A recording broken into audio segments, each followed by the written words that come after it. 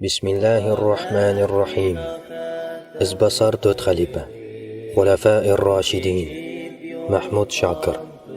Tarjima qiluvchi Sabirjon. Kirish so'z.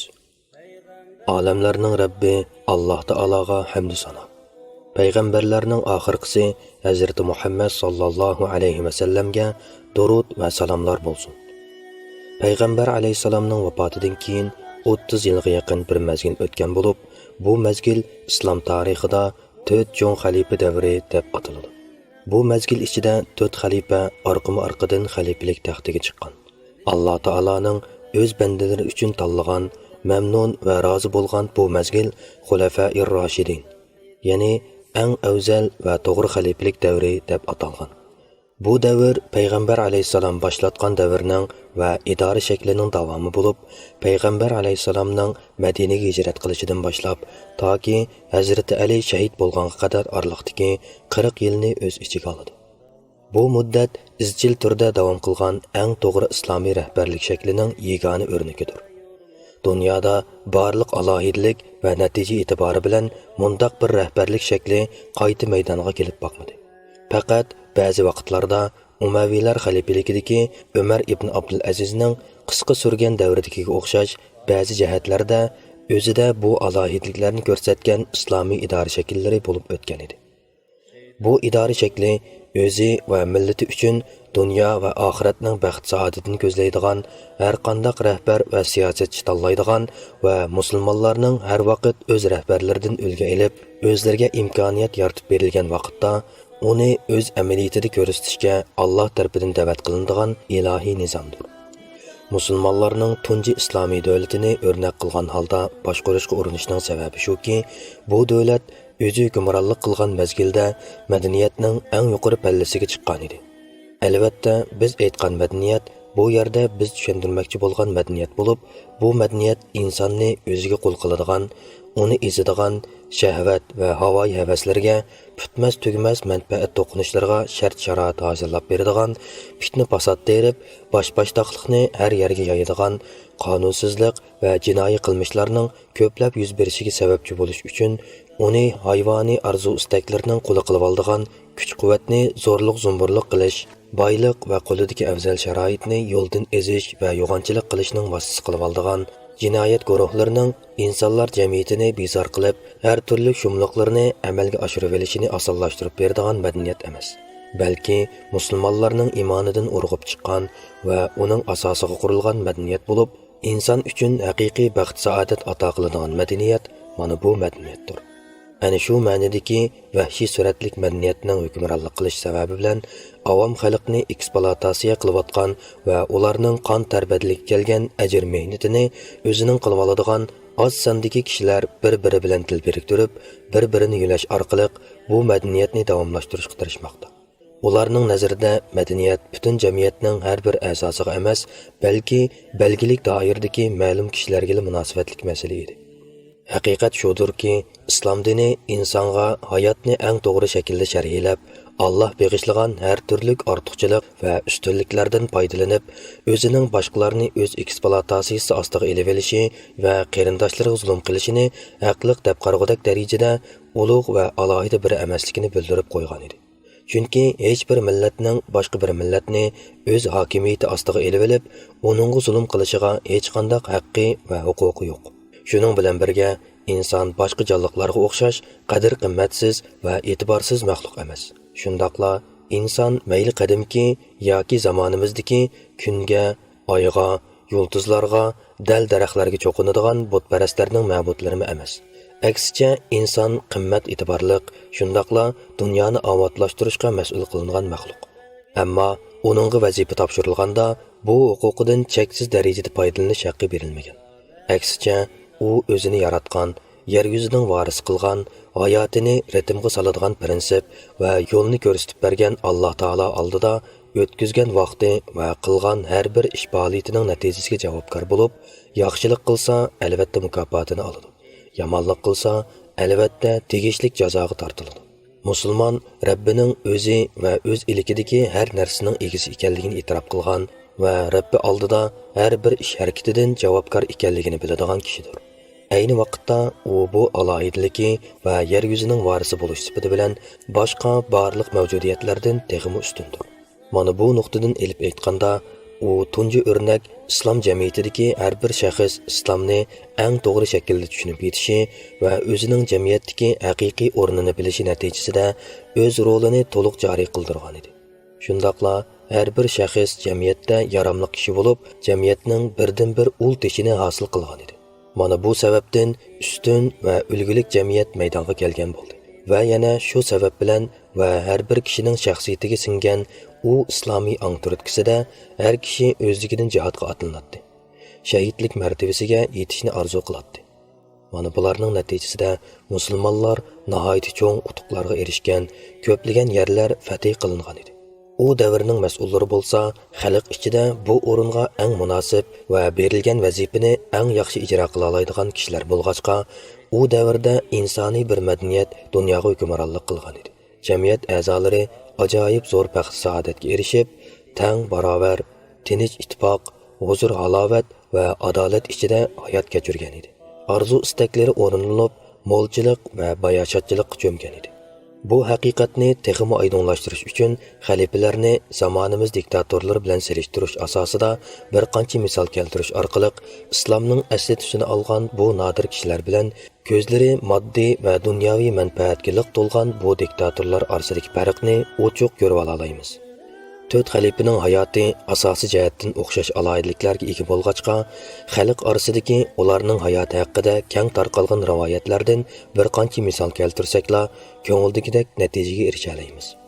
Barliq musulmon xalq o'zlarining eng oliy rahbarlari deb bilgan xalifalarning hayot kechirmishlarini nihoyat yaxshi biladi. Ammo hozir o'z beshidagi diktatorlarning shulardek hayot kechirishini hargiz talab qila olmayapti. Chunki ularning ustida og'ir besim va shiddatli zulm hukm surgachga xalq ovozini chiqarishga petinolmayapti.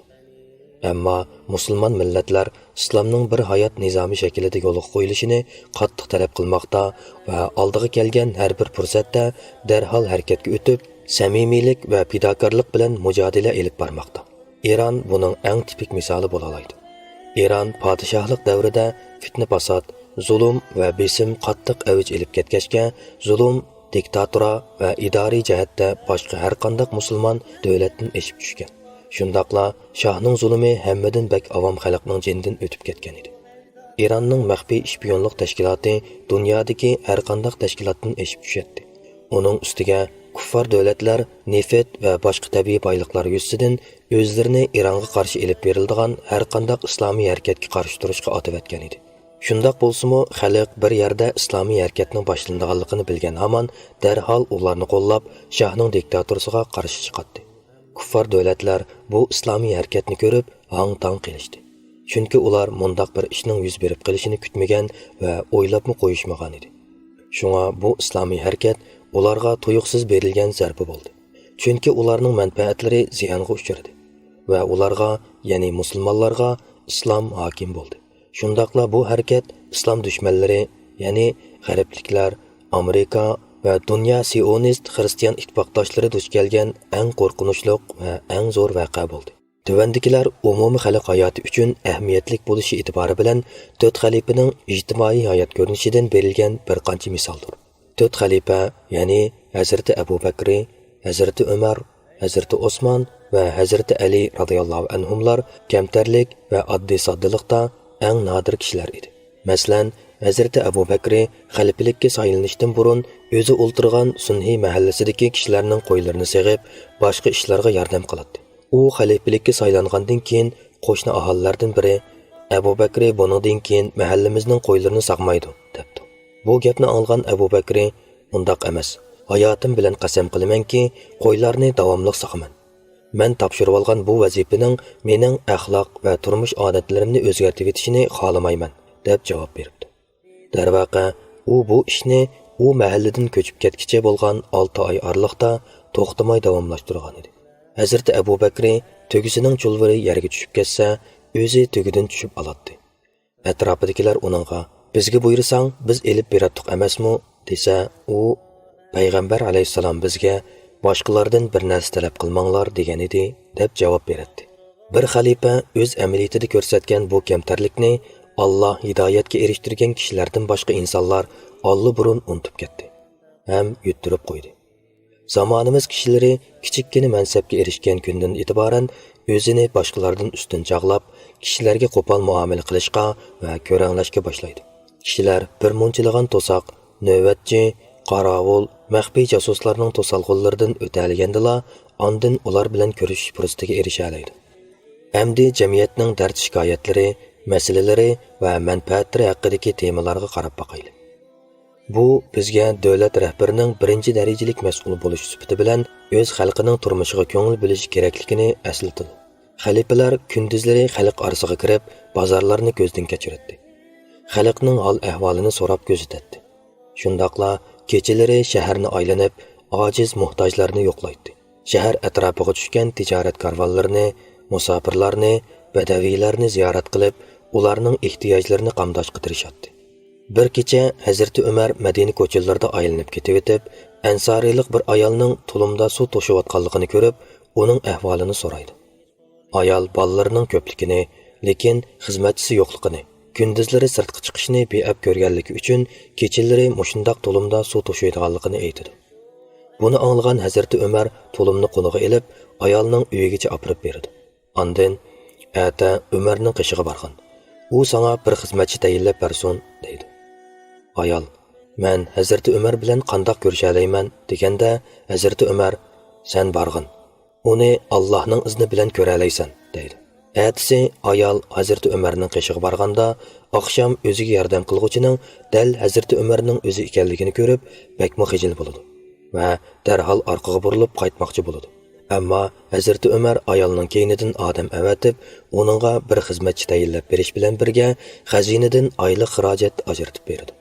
4 cho'ng xalifadan keyin davlat beshiga chiqqan har qanday odam osonlikcha taxtdan tushib, xalq orasiga kira olmaydigan, hatto o'z urug' tuqqanlarini yo'qlay olmaydigan holga tushib qoldi. Zamonimizda bo'lsa, boshliqlar sirtqa chiqmoqchi bo'lganda, davlat bexatarlik organlari, jasuslik tashkilotlari guruh-guruh bo'lib, uni oldi-orqadan qo'g'daydigan, soqchilar sap-sap tizilib, boshliq o'tmoqchi bo'lgan barliq yo'l o'tganlarni qamal qiladigan, u yer bu yerga to'saqlar silinadigan, davlat rahbarining qaysi mashinada ekanligini bildirmaslik uchun bir-biriga o'xshab ketadigan bir munchilagan mashina birining keynidan biri qo'yildishib mangadigan bo'lib ketdi. Endi har jihatdan hayotga bekmi munosabatlik bo'lgan iqtisodiy nuqtada turib bu farqlarni selishtirib ko'raylik. Hazrati Abu Bakr tijoratchi bo'lib, har kuni bozorga chiqib savdo setiq qiladi. Xalifalikka tayinlangandan keyingi kunlarning birida kiyimlik mollarni o'shnisiga ortib bozorga ketayotganida oldiga Hazrati Umar bilan Abu Ubayda uchrab, "Ey Rasulullohning xalifasi, nega mangding?" deb so'raydi. Hazrati Abu Bakr "Bozorga mangdim" deb javob berdi.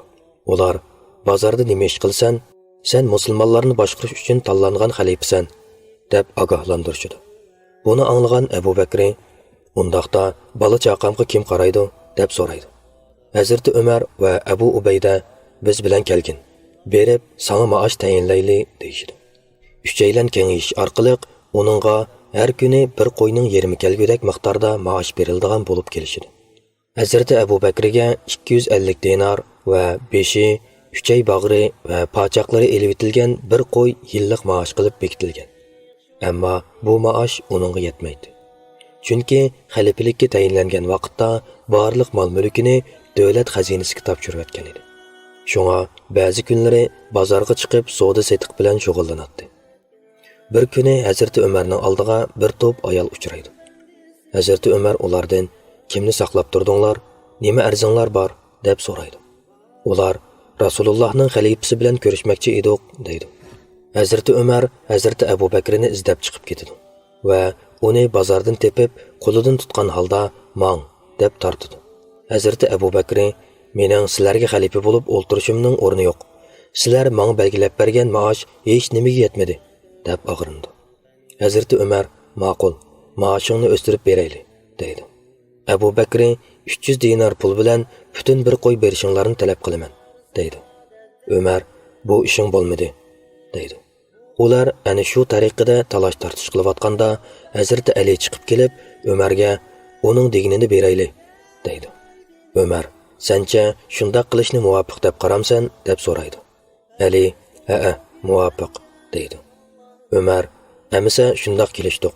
Hazreti Abu Bakr, sizlar muhojirlardan faqat ikkili kishisizlar. Boshqalar bu ishga qo'shilarmi deb o'z andishini o'ttirib qo'ygandan keyin kursisiga chiqib xalqqa xitob qilmoqchi bo'ladi va ey xaloyiq, menga qaranglar. Mening yillik maoshim 250 dinar va kalla paqachiga elib etilgan bir qo'yning go'shi edi. Ömer bilan Ali buni 300 dinar va butun bir qo'yga o'zgartmoqchi bo'ldi. Sizlar buningga rozi bo'lamsizlar deb so'raydi. Xaloyiq birdak biz rozi deb javob berishdi. Ammo bir chetda turgan bir badaviy yo'q, biz hargiz rozi emas. Cho'llik xalqning haqqi nada qoldi deb e'tiroz bildirdi. Ammo Hazrat Abu Bakr muhojirlar qo'shilib bo'ldi. Sizlar qo'shilmasanglarmi bo'laverdi deb javob berdi. Hazrat Umarmo tijoratchi bo'lib, xalifalikka tayinlangan vaqtdan keyin uning tapovutimi o'ziga yetmaydi. Chunki u xalqning dardi bilan bo'lib ketib, xususiy ishlarni bir tarafga qayirib qo'yishga majbur bo'lgan edi. Shuning bilan u payg'ambar alayhisolamning sahobalaridan maslahat olish uchun "Men bir tijoratchi edim. Sizlar meni o'zingizlarga xalifa qilib qo'ydinglar. Shunga davlat xazinasidan mening xarajatimga yetgudak darajada maosh olsam, sizlar qanday qaraysizlar?" Hazrat Osman, "Bu sening haqqing. Xazinadan maosh elib, bola chaqinlaringga xarajat qilgin" degan ma'noda javob berdi. Said ibn Zaydmo uningga qo'shildi. Ammo Ali qatorliq bir nechalar bu vaqtda eg'iz ochmadi. Umar Aliga xitoban "Sen qanday qaraysan?" deb so'radi. Hazrat Ali, "Faqat sana va oilangga yetgudak darajada olsang bo'ladi. Uningdan ortiq elishga haqqing yo'q" dedi. Hazrat Umar bu eg'ir javobni anglab, xuddi katta mukofotga erishgandek, haqiqiy javob Alining so'zidir deb uningga bo'lgan mamnunligini bildirdi. Hazrat Osman davlat xodimlariga maosh tarqatgan vaqtda iqtisodiy ahvoli nachar bo'lganlarga o'z milidan ma'lum miqdorda ayirib beradi. Uningsizmi Hazrat Osman o'zining mardligi, qo'lining ochiqligi va Alloh yo'lida jihad uchun atagan mollari bilan hammaga tanilgan edi. Hazrat Alining ahvolimi Hazrat Umarninkiga o'xshaydi. Mana hozir biz nada, u ulug' sahobalar nada? Zamonimizda davlat xazinalari butunlay diktatorlarning eligida bo'lib, xohlagancha ishlatib, buzib chachmoqda. Undan boshqa ularga yang ichidan sunib turiladigan mol dunyoning haddi hisobi yo'q. Umi yetmagandek chet el banklaridagi pul davlat sirtqa qochirgan dövi boyliq. Xalqning mol-mulkidan o'g'irlanib sirtqa qochirilgan bu boyliqlar shu qadar ko'pki, chet davlatlar qochirilgan bu boyliqlarga tayinib, o'z iqtisodini kontrol qilishmoqda. Bu mol boyliqlarning hammasi hozirgi musulmonlarning beshidagi ba'zi shaxslarga tava bo'lib, bu boyliq har qanday ko'p bo'lib ketgan taqdirdami, yanala ularga yetmaydi. Son miqdori ularni rozi qila olmaydi. Masalan, shoh o'z davlatidan sirtqa shu qadar ko'p boyliq qochirgan bo'lsa-mu, o'zi Erondan qochgan vaqtda o'ziga panohlik bergudek biror davlat topolmaydi. Bu uning faqat bu dunyoda olgan jazosi hisoblanadi. Oxiratda buningdan necha hassa og'ir jazosi bor. Zolimlar jazosini mana mushundoq tortadi. Balkim cho'ng sahoba Uboda ibn Samitning Misr fatihidan burun diktatora Muqawqisga qilgan uning so'zlari boylik haqidagi so'zlarning eng hikmatlisi bo'lishi mumkin. U mundoq degan edi: "Butun dunyo bizning bo'lsa-mu, biz qo'limizdagi narsalardan ortiqni talab qilmaymiz. Undaqda biz haq huquqda teng barobarlik nuqtasidan 4 xalifa davriga bir nazar tashlab boqaylik." Bir kuni ikki ayol yemak-ichmak talab qilib Hazrat Alining oldiga keldi.